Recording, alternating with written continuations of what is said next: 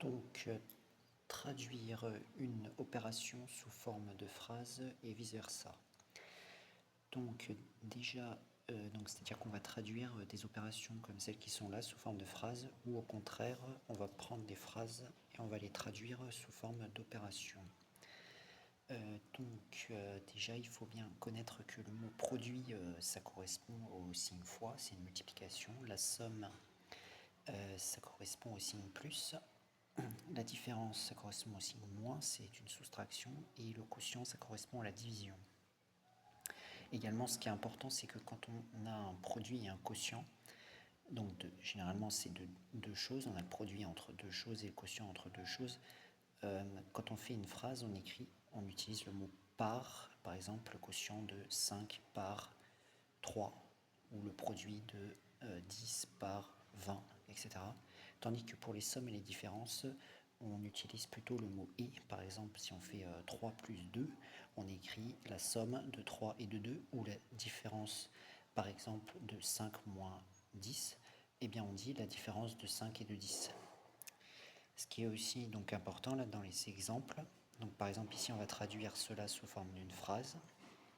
On va donc identifier la dernière opération que l'on fait. Et là, d'après les ordres de priorité, c'était une division.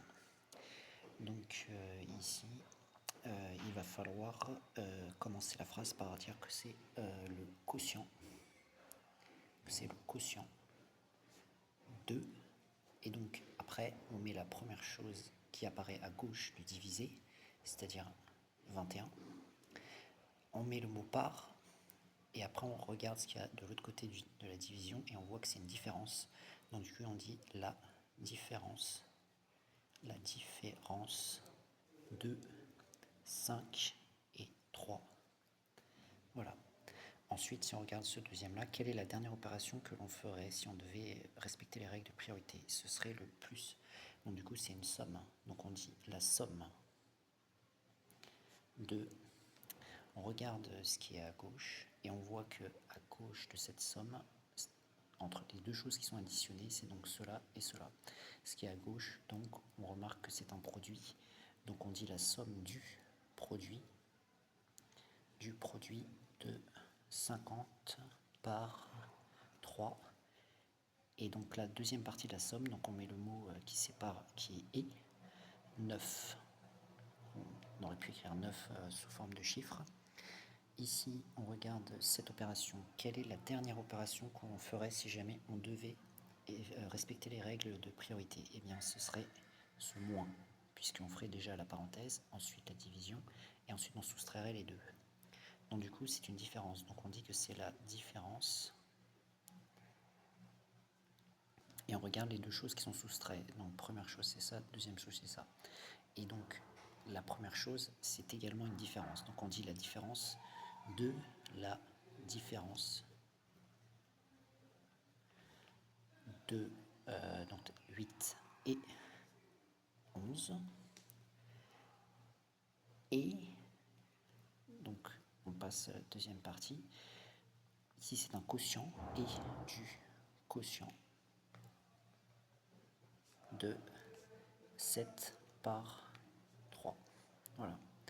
Ensuite le dernier, quelle est la dernière opération que l'on ferait si on respectait les règles de priorité? C'est un fois. Donc c'est une multiplication, donc c'est un produit. Donc on dit que c'est le produit de cela par cela. Et donc le premier qui est à gauche, on remarque que dans la parenthèse on a une somme. Donc de la somme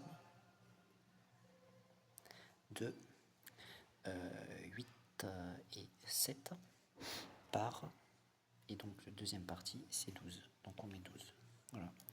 Donc là on a traduit des opérations en phrases. Maintenant on va essayer de faire l'inverse. On va traduire des phrases en opérations. Et donc le premier c'est A. Et A on dit c'est le produit de la somme de 9 et de 5 par 12. Donc premier mot c'est produit. Le mot séparateur c'est par. Par conséquent on va écrire que A égale, et on sait qu'on a un fois entre deux choses, la chose qui est à gauche et la chose qui sera à droite, qui seront les deux facteurs. Et donc, quelle est la chose qui va être à gauche? C'est la première chose qui suit le produit. Et là, on a dit de la somme de 9 et de 5. Donc, on va mettre 9 plus 5. On va le mettre entre parenthèses pour des raisons de priorité, car le fois doit être la dernière opération qui doit être faite. Ensuite, on met à droite ce qui est après le par, ce qui est à droite de par, et c'est 12. Et on a écrit l'opération sous forme calculatoire. Et donc, maintenant, on va passer à B. Donc, B, ils disent que c'est la somme de 12 et du produit de 5 par 9. Donc, le premier mot, c'est somme. Le séparateur, c'est et. Et donc, si c'est une somme, donc on va mettre un plus, et on sait qu'on va mettre deux choses de chaque côté. Et la première chose qu'on va faire, qu'on va mettre, bah, ça va être ce qui va être juste après le terme somme, c'est-à-dire 12. Et ensuite, ce qu'on va mettre à droite du mot somme, donc ça va être ce qui suit le mot et, c'est-à-dire le signe, enfin un produit, donc un produit entre deux choses, 9 par 5. Donc du coup ça va donner 9 fois 5. Et voilà, on a écrit l'opération B égale 12 plus 9 fois 5.